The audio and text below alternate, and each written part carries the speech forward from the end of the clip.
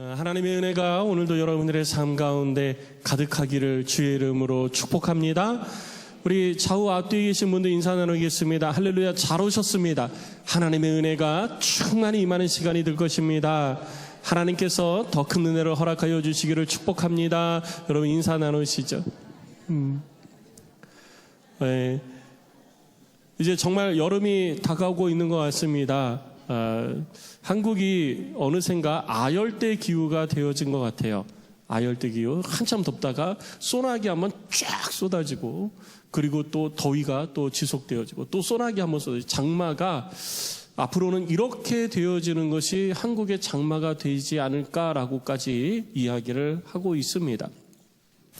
이렇게 우리들의 삶 가운데 더위가 쏟아지듯이 또 무더위 속에서 헉헉거릴 때 이 소나기가 우리의 삶을 시원하게 해주듯이 우리들의 인생 가운데에 세상살이로 힘들고 환난으로 어려워 고통당하는 그런 인생 속에서 하나님께서 은혜의 담비를 폭포수같이 쏟아부으셔서 여러분들을 그 가운데에서 새롭게 여러분들의 심령이 새로워지는 은혜를 경험케 해주시기를 주의 이름으로 축복합니다.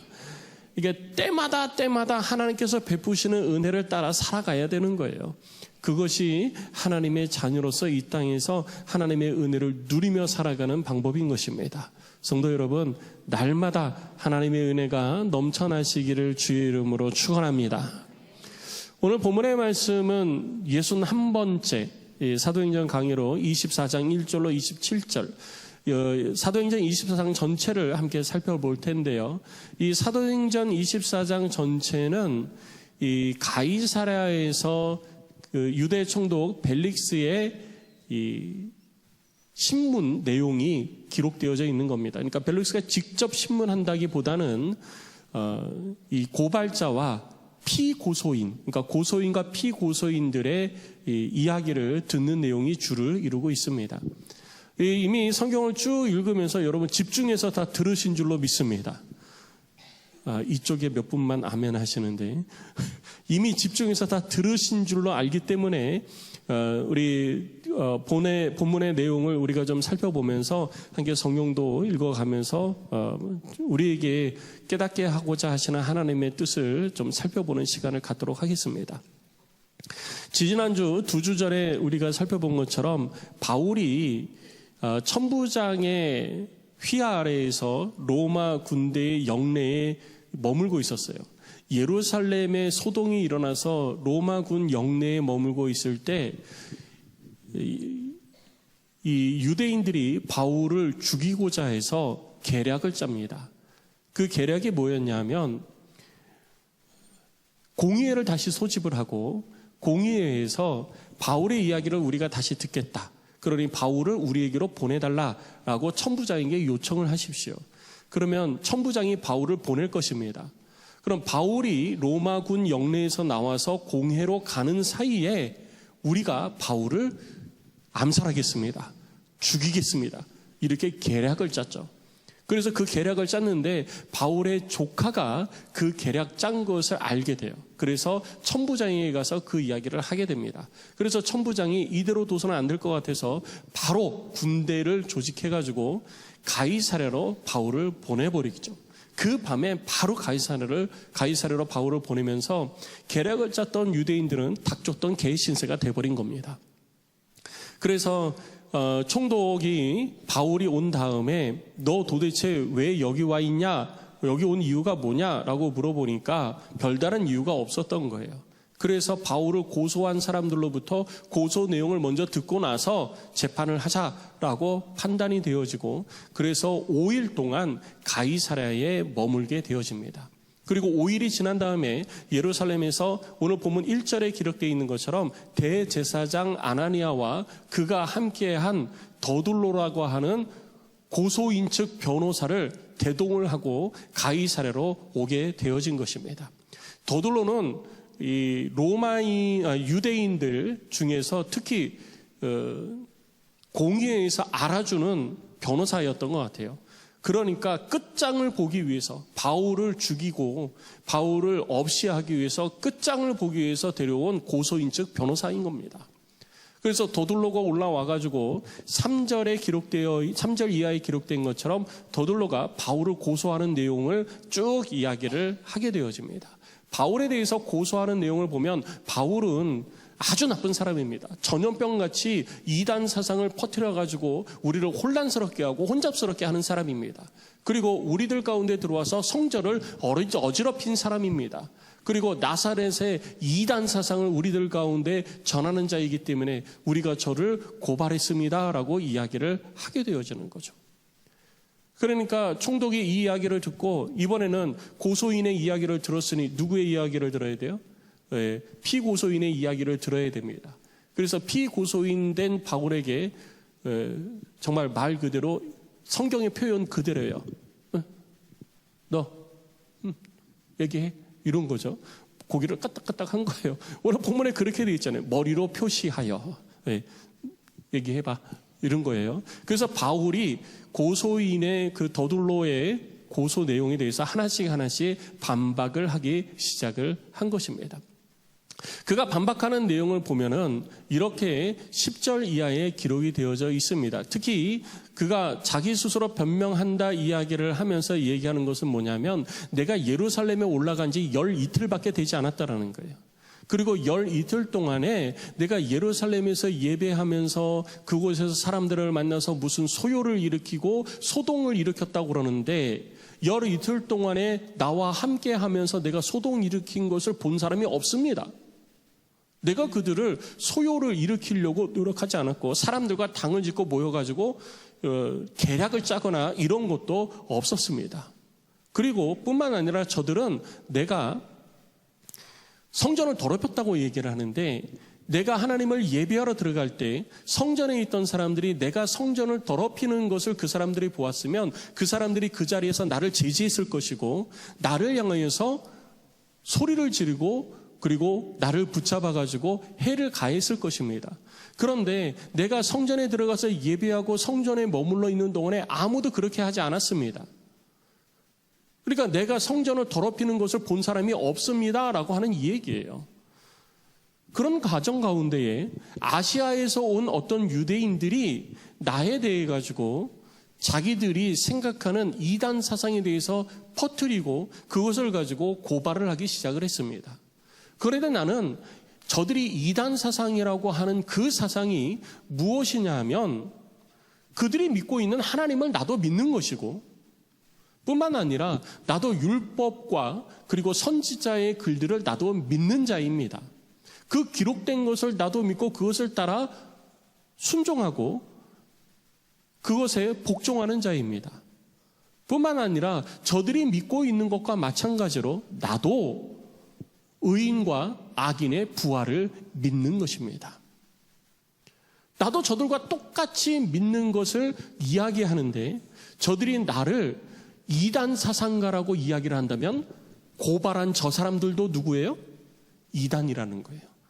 나도 똑같이 저들이 믿는 것을 믿는데 저들이 나를 이단 사상가라고 그러면은 저들도 이단입니다. 그러면 내가 믿는 것이 무엇이 잘못됐는지 그들에게 물어보십시오.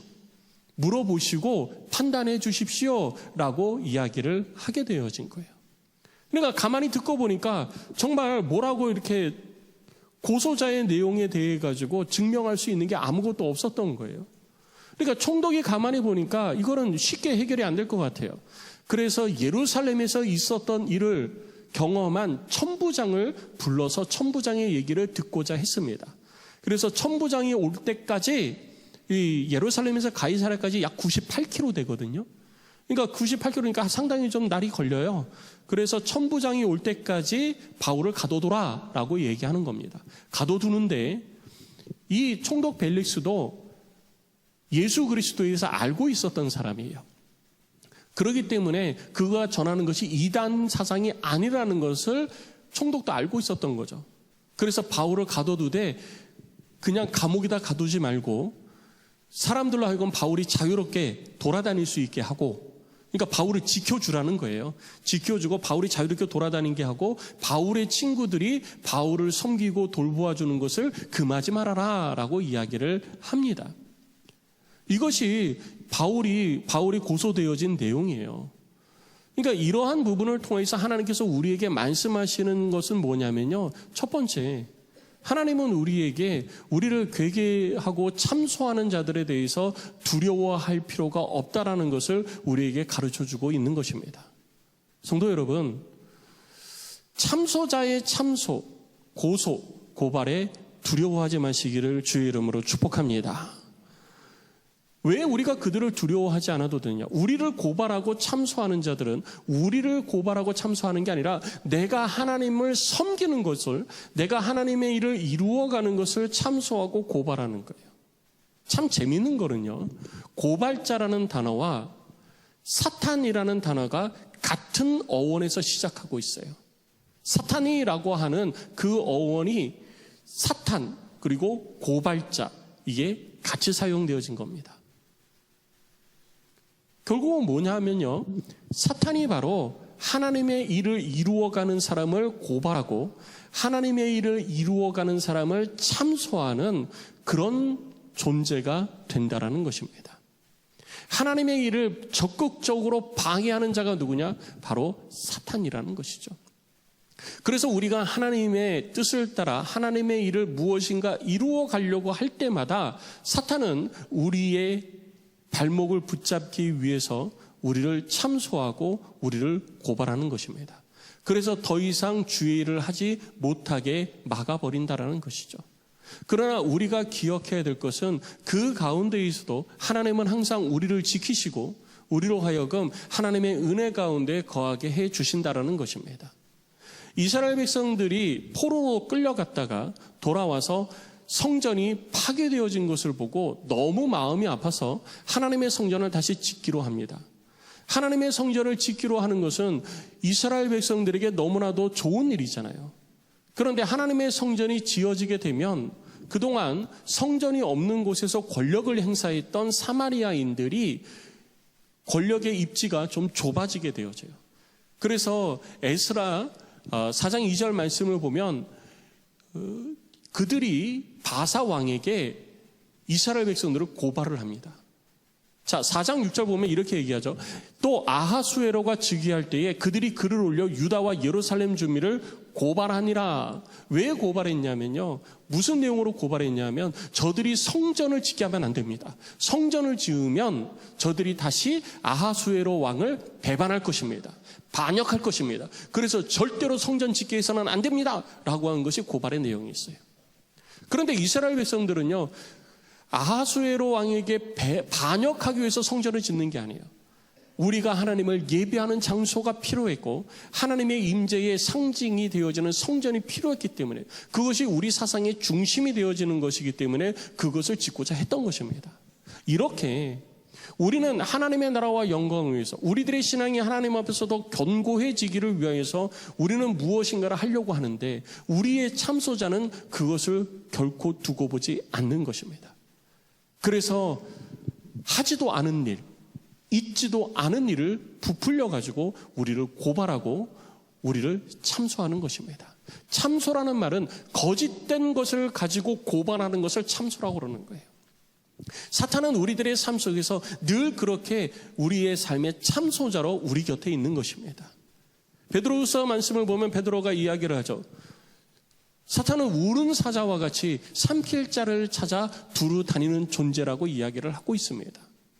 내가 하나님의 나라와 영광을 위해서 무엇인가를 하려고 할 때마다 하나님의 영광이 드러나는 일을 시기하고 질투하고 원하지 않는 사탄은요, 끊임없이 그 일을 이루어가는 하나님의 사람들을 참소하는 거예요.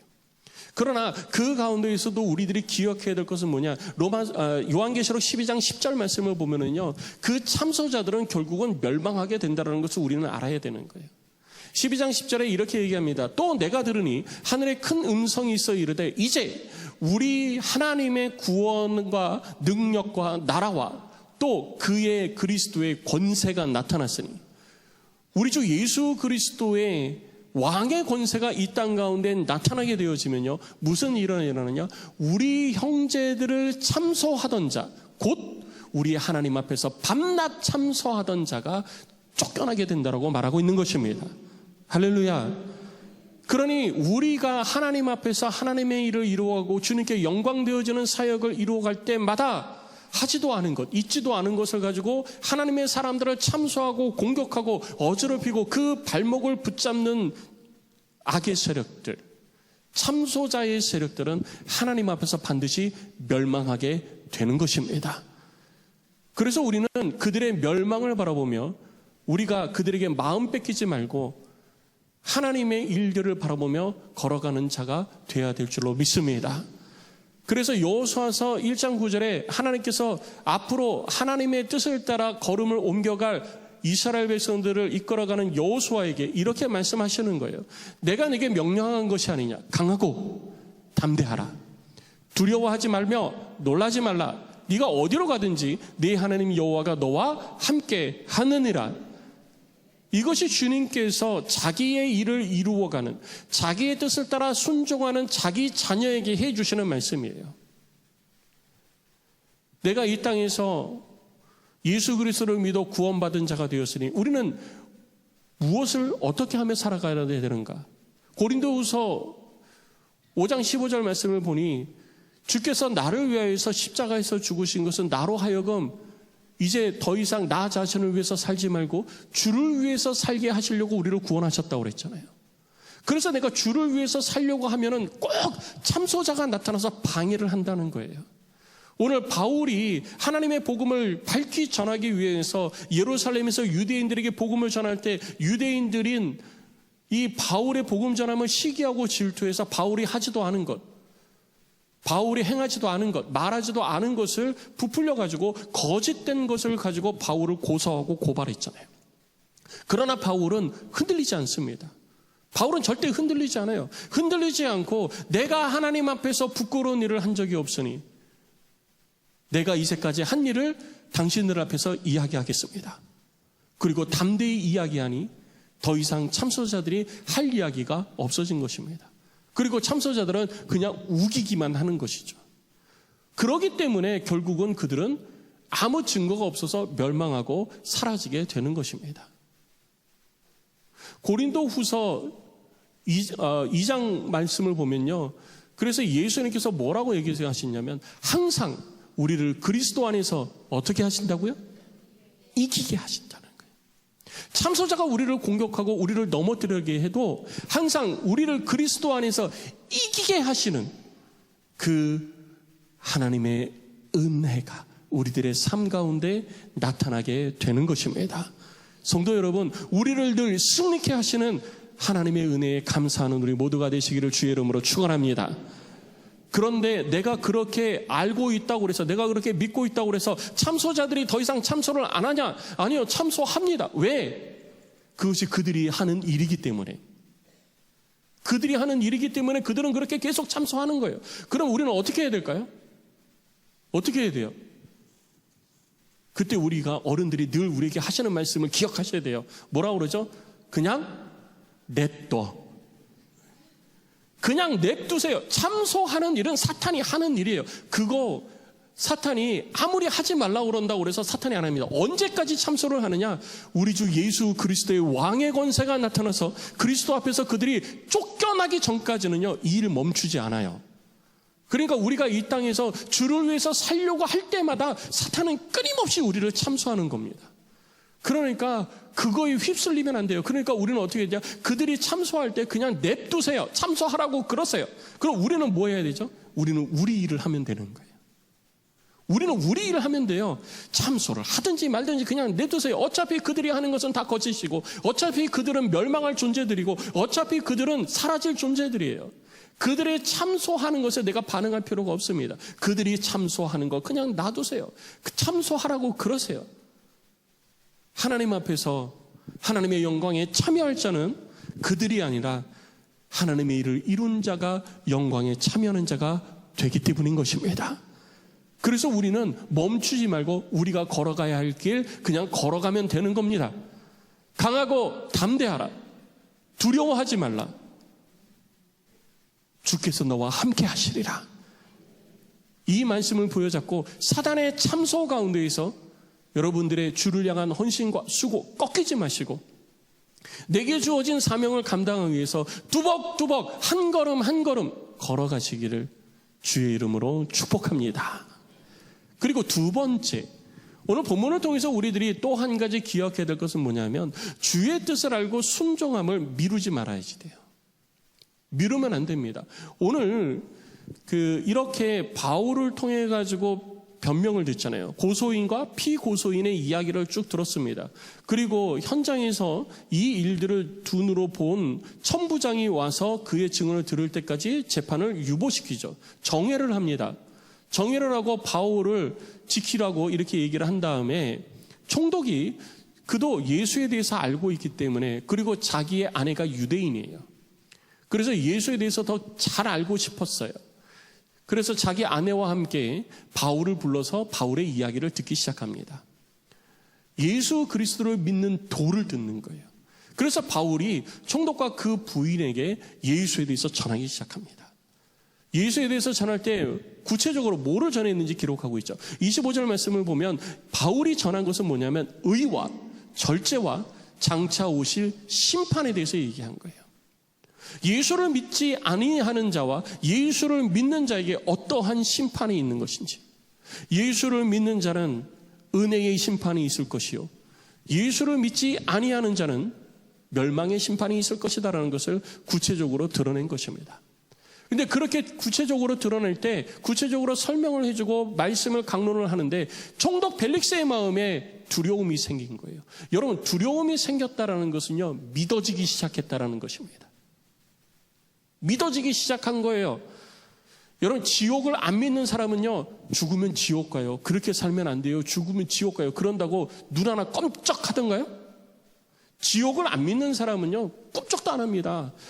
당신이 지옥 가봤어? 가보지도 않고서 어떻게 알아? 지옥은 없어. 난 이대로 살 거야. 지옥이 어딨어, 지옥이. 절대로 두려워하지 않아요. 그런데 지옥이 있다라는 것을 마음에 조금 혹시 있지 않을까? 있으면 어떡하지? 조금이라도 믿는 사람은요, 지옥 얘기 나가고 혹시 지옥 갈까봐 자기 삶을 돌아보게 되는 거예요.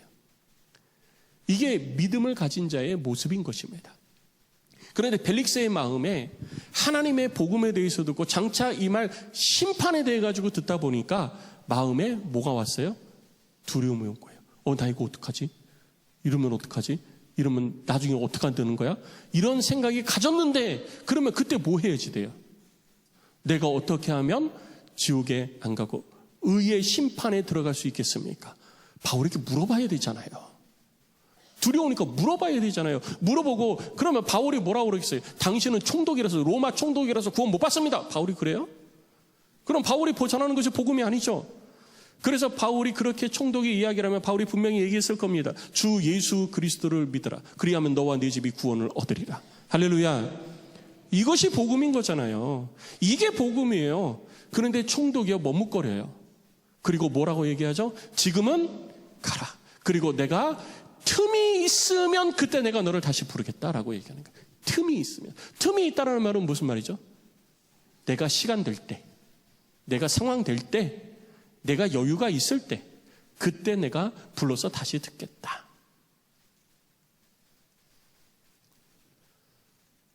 벨릭스가 그렇게 얘기했는데요. 그럼 벨릭스가 그 다음에 바울을 통해서 복음을 들었는가?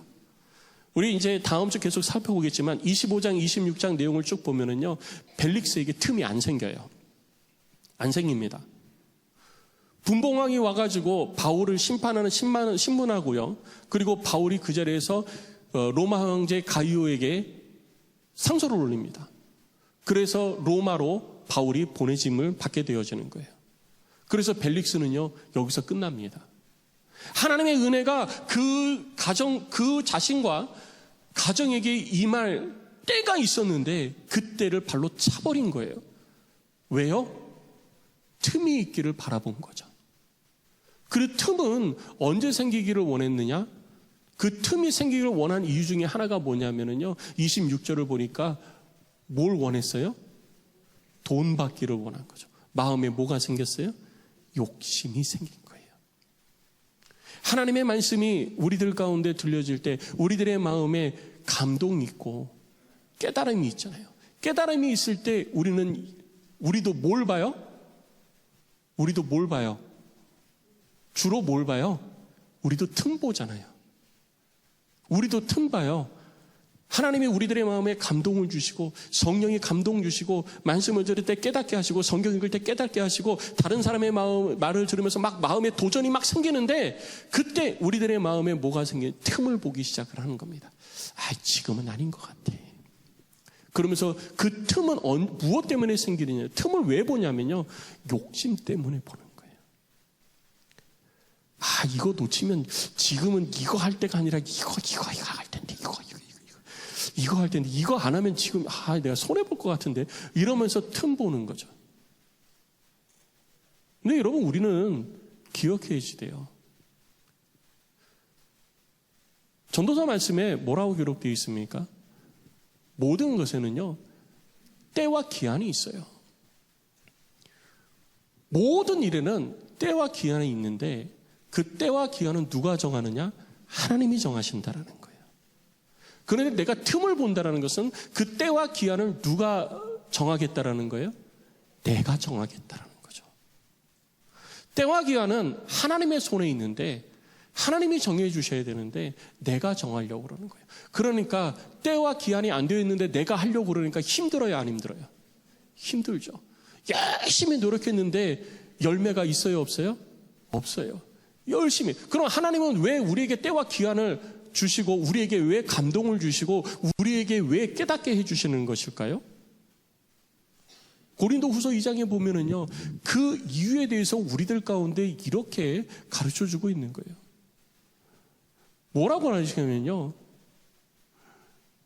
우리들 가운데에 그리스도 안에서 늘 이기게 하시는 그 은혜를 따라서 승리케 하셨잖아요. 그리고 은혜를 주시는 이유는 고린도후서 6장 4절을 보면 또 이렇게 우리들 가운데 권면 6장 2절입니다. 6장 2절 같이 읽어볼까요? 시작. 이르시되 내가 은혜를 베풀 때에 너에게 듣고 구원의 날에 너를 도왔다 하셨으니 보라 지금은 은혜 받을 만한 때요 보라 지금은 구원의 날이로다. 하나님이 왜 우리에게 때를 주시고 왜 우리에게 깨달을 때 다른 때는 도대체 깨달아지지가 않는데 갑자기 어느 순간에 확 깨달아질 때가 있잖아요.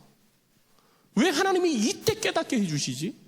그리고 다른 때는 내게 감동이 안 되는데 어느 순간에 내 옆에 있는 사람은 다 감동이 안 돼. 내 주변에 있는 사람은 아무도 감동이 안 돼. 근데 나만 감동이 돼. 나만 감동이 돼가지고 막 주체를 할 수가 없어요. 내 마음 가운데 막 주를 위해서 뭔가를 하고 싶은 마음이 계속 들어요. 왜 그럴까요? 왜 그러는 거예요? 그때가 무슨 때이기 때문에? 은혜 받을 만한 때이기 때문에. 다른 사람에게 주시는 은혜가 아니라 누구에게 주시는 은혜? 나에게 주시는 은혜. 내가 은혜 받을 만한 때이기 때문에 하나님이 주의 성령을 통해서 내게 깨닫게 해주시고요. 내게 감동을 주시는 것입니다. 그러면 그때 나는 뭐 해야 돼요? 순종해야죠. 근데 우리는 순종 안 하고 뭘 본다고요? 틈을 보는 거예요. 욕심 때문에 틈 보는 거죠. 틈 보니까 때를 놓쳐요. 하나님이 은혜를 주시려고 준비하신 때를 놓치니까 내가 혼자서 은혜 받으려고 주구장창 노력만 하는 거죠. 그러니까 하나님의 때를 내가 만들어내려고 그러니까 힘들어요, 안 힘들어요? 힘들죠. 힘들어요. 그리고 내가 열심히 해가지고 했는데 결과가 없잖아요. 결과가 없으니까 뭐예요? 지치는 거예요. 그래서 신앙생활이 무미건조해지는 거예요. 하나님이 은혜를 베푸실 때 내가 거기에 박수를 팍 마주쳐야 하나님의 은혜가 내게 임하는 것입니다. 그런데 하나님이 은혜 주신다고 내게 마음에 감동을 막 주시는데 이런 감동에 내가 흔들릴 줄 알아? 이런 사람들 있죠. 이런 감동에 내가 흔들릴 줄 알아? 네. 하나님이 이렇게 깨닫게 해주시는 거, 아이고, 저 사람도 깨달았는데, 저 사람은 아무것도 안 하는데, 내가 굳이 해야 돼? 내가 순종해야 돼? 이런 마음을 주시죠. 그리고 나는 지금 나에겐 그거보다 더 급한 일이 있어. 말씀을 드렸듯이 하나님이 내게 은혜를 깨닫게 해주시는 건요, 은혜 주시려고 그래요. 그러니까 하나님의 말씀이 내게 깨달아진 하나님의 말씀 앞에 내가 순종하면요 내 삶 가운데 은혜가 넘쳐나기 시작하는 것입니다. 내 삶 가운데 은혜가 넘쳐나는 거예요. 그래서 다른 사람은 경험하지 못하는 신령한 은혜를 경험하기 시작을 하고 하나님의 살아계심의 역사가 내 삶 가운데 경험해지기 시작하는 것입니다. 그러니까 신앙생활이 괴로워요, 즐거워요? 즐겁게 되어지는 거예요. 예배 나오는 것이 즐거워요? 아니면은 억지가 돼요? 즐거운 게 되는 거예요. 1시간, 2시간 차를 타고 나와도요, 그게 즐거운 게 되는 거예요. 비행기 타고 예배에 참석해도요, 그게 즐거운 게 되는 거예요. 왜? 하나님께서 내게 베푸신 은혜를 내가 경험하면서 삶을 사니까 그런 거예요. 그런데 은혜를 경험하지 못한 사람은요, 바로 앞에 16단지, 17단지, 3단지에 살아도요, 교회에 오는 것 자체가 힘들어요. 그래서 맨날 지각하는 거예요. 예배 시작하고 나서 문 열고 들어오는 거예요. 찬양 막 하고 있으면 그때 가서 문 열고 들어오는 거예요. 아휴, 어쩌다가 오늘도 내가 비가 와가지고 어디 가지도 못하고. 여러분, 그 사람은요, 은혜가 없어요. 은혜가 없으니까 모든 것이 억지스러워지는 거예요. 신앙생활이요, 억지스러워지는 거예요. 물론 매번 그러지는 않겠죠. 그런데 이것이 계속 반복되어지는 거죠. 이왕 우리가 하나님의 은혜 가운데의 삶을 살아가는 자가 되기를 원한다면 매일의 삶이 은혜가 되면 좋잖아요. 할렐루야. 매일의 삶이 은혜가 돼야 되고요. 매 순간의 삶이 하나님이 베푸시는 은혜로 은혜의 꽃이 펴야지 되는 거예요. 옆에 있는 분 바라보세요. 은혜의 꽃이 펴 있나? 은혜의 꽃이 펴 있나 한번 바라보세요. 은혜의 꽃이 펴 있어야지 돼요. 날마다 주님이 베푸시는 은혜 속에 살아야 돼요. 그럼 누구에게 은혜를 주시느냐? 하나님의 말씀에 듣고 순종하는 자에게 은혜를 베푸시는 것입니다. 지금이 곧 무슨 때? 은혜 받을 만한 때. 나중에 언젠간 나도 은혜 받겠지. 아니에요. 왜 은혜 받는 시대를 내가 정해요? 그때는 내게 주권이 있는 게 아니라 누구에게 그 주권이 있다고요? 하나님께. 그래서 하나님이요, 2026년에 여러분들과 저를 이 자리에 보이신 거예요. 바울을 통해서 은혜 받아야 됐다면 2000년 전에 하나님께서 그 자리에 나를 있게 하셨을 것입니다. 그런데 그게 아니라 하나님은요, 우리가 바울이 쓴 것을 통해 가지고 은혜 받기를 원하셨던 거예요. 그리고 이 세대 가운데에서 우리들의 삶을 살면서 우리들의 삶의 현장 속에서 은혜 받기를 원하신 거예요. 그래서 지금 이때, 하나님이 정하신 이때 실수도 없으시고 오류도 없으시고 완벽하신 하나님께서 내게 마련해 주신 때가 바로 이때인 것입니다. 그런데 그때를 벨릭스는 놓쳤잖아요. 놓쳤더니 다시 안 돌아와요. 다시 안 돌아와요. 우리도요, 하나님이 예비하신 때를 내 욕심 때문에 놓치면은요, 그때 다시 안 돌아옵니다. 그때 다시 안 돌아와요. 다시 안 돌아오니까 내 마음에 사모함은 있는데, 내 마음에 갈망은 있는데, 그때 하나님이 베푸시는 은혜를 경험 못하는 거예요. 하나님은요, 우리에게 은혜 주시기를 즐겨하게 하세요. 그리고 그걸 원하세요. 그 하나님이 그래서 매 순간 말씀하시죠. 우리 가운데 말씀하셔서 깨닫게 하시고 순종케 하시고 하는 거예요. 근데 욕심에 이끌리다 보니까 우리가 그때를 자꾸 놓치는 거죠. 사랑하는 성도 여러분, 우리 벨릭스처럼 하나님이 은혜 받으라고 주시는 그때를 놓치는 어리석은 자가 되지 않기를 주의 이름으로 부탁을 드립니다. 욕심에 이끌리다 보면은요, 하나님의 은혜를 자꾸 놓쳐요. 지금이 그때인데, 내 귀에 들려지게 하는 그것이 하나님이 내게 은혜를 주시려고 내 귀를 열어서 듣게 해 주시는 건데. 그래서 수련회가 있고 여름 성경학과에 있으면, 야, 여름 성경학교 한대. 왜? 하나님이 여름 성경학교를 통해서 은혜를 베푸시려고 여름 성경학교를 내 귀에 듣게 해 주신 거예요. 그런데 똑같이 광고해도요, 참 희한하죠? 제가 신방하면서 물어보면은요, 똑같이 주일날 광고하고 주보에 다 나갔는데, 지난 주일날 했잖아요. 그러면요, 언제요? 주보에 있어요? 그게 눈에 안 보인대요. 안 보인대. 그리고 못 들었대. 그럼 졸았냐? 아니요, 안 졸았어요. 그런데 안 들린대요. 그러니까 어떤 사람에게는 들리고 어떤 사람이 안 들리는 거예요. 근데 들린 자에게는 왜 듣게 하시냐? 은혜 주시려고 듣게 하시는 거예요. 은혜 주시려고. 그 일을 통해서 어떠한 모습으로든 우리가 여름 성경 가지고 뭐 싹트네 뭐 이러면 은혜를 주시는 게 아니고, 여름 성경학교라는 그 일을 통해서 내가 어떻게든지 그 일에 동참하고 참여하고 내가 함께 하면서 내가 그것을 위해서 기도하는 가운데 하나님이 나에게 은혜를 주시려고 듣게 하셨다라는 얘기예요. 그러니까 우리는 내게 들려지는 대로 순종하고 기도하는 자가 될 때 하나님의 은혜가 내 삶 가운데 넘쳐나게 되는 것입니다. 성도 여러분, 날마다 주님의 때가 여러분 가운데 깨달아져서 은혜가 넘쳐나는 우리 안되게 모든 성도들이 되시기를 주의 이름으로 축원합니다. 그러니까 하나님이 정하신 때는요, 실수도 없으시고 오류도 없으시고 완벽하잖아요. 그러니까 그때 나는 뭐 하냐? 순종하면 돼요. 순종. 따라가면 돼요. 하나님, 우리 이것부터 좀 해놓고 하면 안 될까요? 내가 틈 만들지 마세요. 그 틈 타고 누가 들어올까요? 네, 사탄이 들어오는 거예요. 그 틈 타고. 그러니까 내가 틈 만들지 마세요. 하나님, 이것 좀 해놓고 하면 안 될까요? 하나님, 지금은 아닌 것 같아요. 하나님, 상황이요, 지금은 이거 할 상황이 아니잖아요. 하나님, 지금 이 상황이 지금 이거 해야 될 상황인 것 같으세요? 왜 내게 자꾸 그렇게 감동을 주십니까? 다른 데 좀 감동 주세요. 근데 감동은 내가, 하나님이 주실 때 내가 반응을 해야지. 그게 우리들의 어리석음이라는 거예요. 신앙생활이 무미건조한 데는요, 다 이유가 있는 겁니다.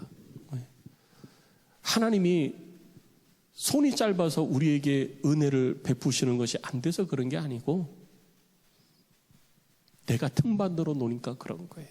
사탄이 파고들 틈, 욕심의 틈, 이거 만들어 놓으니까 안 되는 거예요. 그래서 우리는 하나님의 일하심을 믿고 하나님의 계획을 믿고 순종하면 하나님의 일을 경험하는 복된 성도가 되어질 줄로 믿습니다.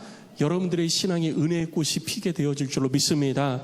여러분들의 신앙이 더 풍성해지는 아름다운 열매가 맺혀지게 되어질 줄로 믿습니다.